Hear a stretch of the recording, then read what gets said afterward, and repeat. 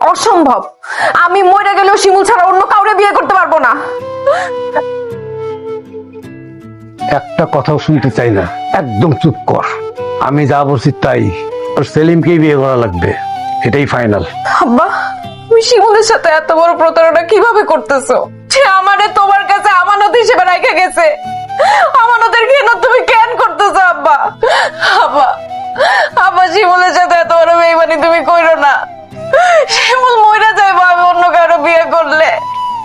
আব্বা, ও আব্বা, আল্লাহর দোয়াই লাগে আব্বা, তুমি আমার শিমুলের কাছ থেকে আলাদা কইরো না, এত বড় শাস্তি দিও না আমারে।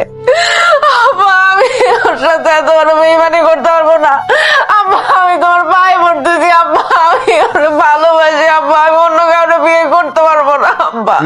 এটা দেখছিস, এটা বেশ, তুই যদি আমার কথা না শুনিস আর তুই যদি সেলিমকে বিয়ে না করিস, আমি আর তোর মা দুইজনে বিষ খামা। এখন তুই চিন্তা কর, তুই কি করবি? তুই সেলিমকে বিয়ে করবি নাকি তোর বাপ মার মরা মুখ দেখবি?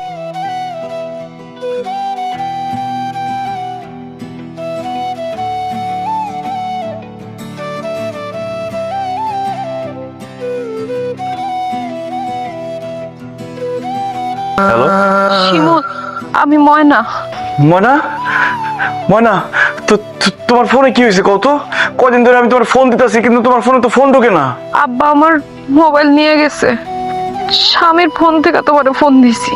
তোমার স্বামীর ফোন থেকে আমার ফোন দিছো মানে? ওর বিয়ে হয়ে গেছে শিমুল। ময়না, তুমি এসব কি কইতেছো? তোমার বিয়ে হয়ে গেছে মানে? দেখো, আমার সাথে কিন্তু একদম ফাইজলামি করবে না। আমি ফাইজলামি করতেছি না শিমুল, আমার ফুফাতো ভাই সেলিমের সঙ্গে আমার বিয়ে হয়ে গেছে। আমার বিয়ে হয়ে গেছে? কিন্তু তুমি তোমার কথা দিছিলা আমি বিদেশ থেকে ফিরে আসা পর্যন্ত তুমি আমার জন্য অপেক্ষা করবে, আমার ছাড়া আর কাউরে বিয়ে করবে না। আর আমি তো বিদেশে আইছি টাকা পয়সা কামাইয়া দেশে ফিরে তোমার বিয়ে করার লিগা। আর আমি বিদেশে আইতে না আইতে তুমি আরেকটা পোলারে বিয়ে করে ফেলাইলা। আরেকজন যখন বিয়ে করবা, তাহলে আমার সাথে কেন মিথ্যা ভালোবাসার অভিনয় করছো?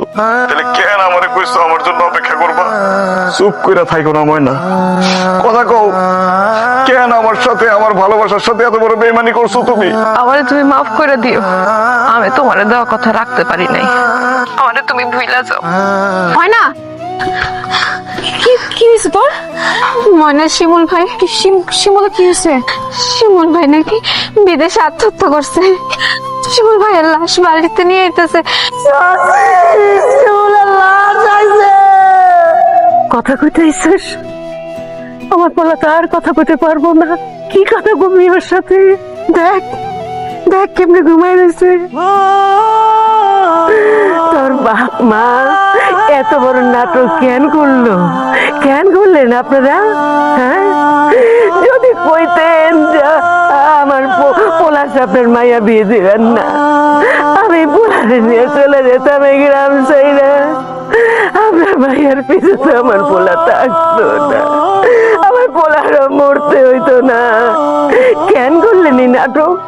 কেন করলেন? আমার কলিজার টুকরা একটা মাত্র পোলা, তার আপনার এইভাবে খাইয়া দিলে।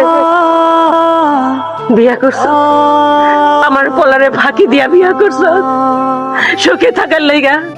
হ্যাঁ, তোর পরিবার, তোর বাপ মা এত বড় নাটক করলো, আমার পোলারে চালাকি করে আমার কাছ থেকে দূরে সরাই দিল।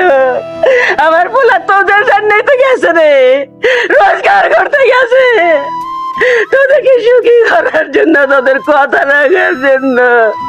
কি চাস তুই? কেন আসলি? কেন আসলি? আরেকজন বিয়ে করলে আমার পোলারে তুই পারলি? তুই বিশ্বাস ভাঙতে পারলি?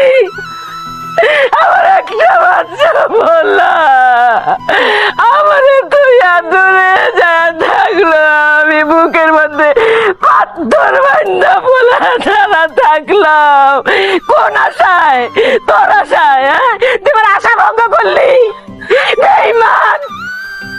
শান্তি পাইছিস বিয়ে শাদী কইরা? সুখে আছোস?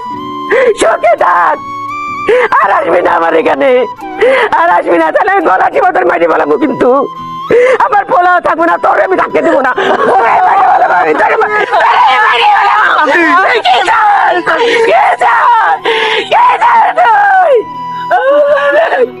মান রাখুন আমার মোলা। আমি তোমার ভালোবাসি ময়না, আমি তোমার অনেক ভালোবাসি। চুপ করে আছো যে, তুমি আমার ভালোবাসো না ময়না? শিমুল,